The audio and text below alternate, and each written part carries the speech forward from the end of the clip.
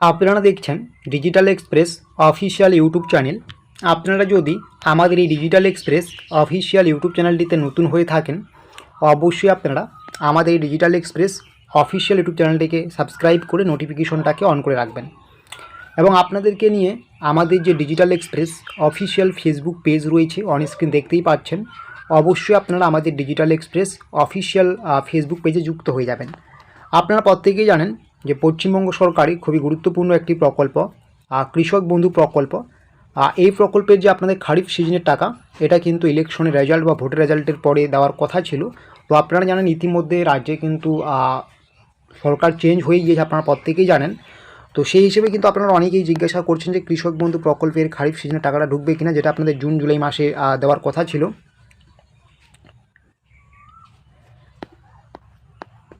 তো সেটা নিয়ে আমরা একটু আলোচনা করব, সেই টাকা আপনাদের ঢুকবে কিনা।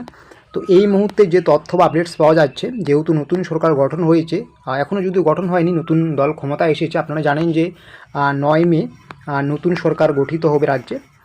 তো সেই হিসেবে কিন্তু যেহেতু পুরনো সরকার আর নেই, যে সরকার কৃষক বন্ধু প্রকল্প চালু করেছেন সেই সরকার যেহেতু আর রাজ্যে ক্ষমতায় নেই, আপনারা যে কৃষক বন্ধু প্রকল্পের খারিফ সিজনের টাকার অপেক্ষায় আছেন, বা নিয়মিত যে আপনারা আগে কৃষক বন্ধু প্রকল্পের টাকা পেতেন বছরের 2টি কিস্তির মাধ্যমে, রবি মৌসুম এবং খরিফ মৌসুমের, সেই টাকা কিন্তু আপনাদের ব্যাঙ্ক অ্যাকাউন্টে ঢুকবে না।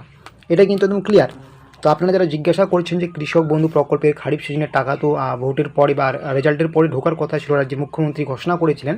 তো এই মুহূর্তে কিন্তু যেহেতু মুখ্যমন্ত্রীর ক্ষমতায় নেই, বা যে দল এই কৃষক বন্ধু বা যে সরকার এই কৃষক বন্ধু স্কিম চালু করেছিলেন সেই সরকার উপস্থিত যেহেতু ক্ষমতায় নেই, আপনাদের কিন্তু কোনো মতেই কৃষক বন্ধু প্রকল্পের টাকা ব্যাঙ্ক অ্যাকাউন্টে ঢুকবে না।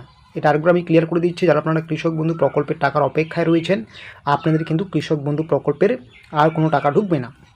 এখন তাহলে আপনাদের মনে কোশ্চেন, কৃষক বন্ধু প্রকল্পের তো টাকা ঢুকবে না, তাহলে কি আমরা এই সুযোগ বা এই সুবিধা থেকে বঞ্চিত হলাম কৃষকরা? তেমনটা কিন্তু মোটেই নয়। কৃষক বন্ধু প্রকল্পের যেমন রাজ্যে একটা প্রকল্প রয়েছে কৃষক বন্ধু, এই প্রকল্পের বদলে কিন্তু যখন সরকার গঠিত হবে 25শে বৈশাখ বা 9th মে, যখন সরকার গঠিত হবে, সরকার গঠন হয়ে যাওয়ার পরে কিন্তু ধীরে ধীরে যতগুলো রাজ্যে আগে প্রকল্প ছিল সেই প্রকল্পগুলোর ক্ষেত্রে কিন্তু পরিবর্তন আনা হবে, নামের পরিবর্তন আনা হবে, বা কৃষক বন্ধুর চেঞ্জ করে অন্য একটা প্রকল্প আনা হবে, যেখানে কৃষকদের আর্থিকভাবে সহায়তা করবেন। যদিও কেন্দ্রীয় সরকারের অলরেডি PM কিষাণ সম্মান নিধি প্রকল্প আছে, যেহেতু সেটা কেন্দ্রীয় সরকারের প্রকল্প, তো সেই হিসেবে কিন্তু রাজ্যে দল ক্ষমতায় আসার পরে বা রাজ্যে নতুন সরকার গঠন হয়ে যাওয়ার পরে কৃষক বন্ধু প্রকল্পের বিকল্প প্রকল্প হিসেবে কিন্তু নিয়ে আসতে পারে। তো সেটা কিন্তু 25শে বৈশাখের পর নতুন সরকার গঠন হয়ে যাওয়ার পরে ধীরে ধীরে ক্লিয়ার হয়ে যাবে যে কৃষক বন্ধু প্রকল্পের টাকা আপনাদের ঢুকবে কিনা। তো এমনিতে তো এই কৃষক বন্ধু প্রকল্পের টাকা ঢুকবে না, কিন্তু সরকার যদি কৃষক বন্ধুর বিকল্প কোনো প্রকল্প নিয়ে আসে, তাহলে কিন্তু আপনারা অবশ্যই সেইখানে টাকা পাবেন। তো এটাই ছিল আপডেট। এরকম আরও ছোটো বড়ো তথ্য আপডেটসগুলো পাওয়ার জন্য অবশ্যই আপনারা আমাদের ডিজিটাল এক্সপ্রেস অফিসিয়াল চ্যানেলটিকে সাবস্ক্রাইব করে নোটিফিকেশনটাকে অন করে রাখুন।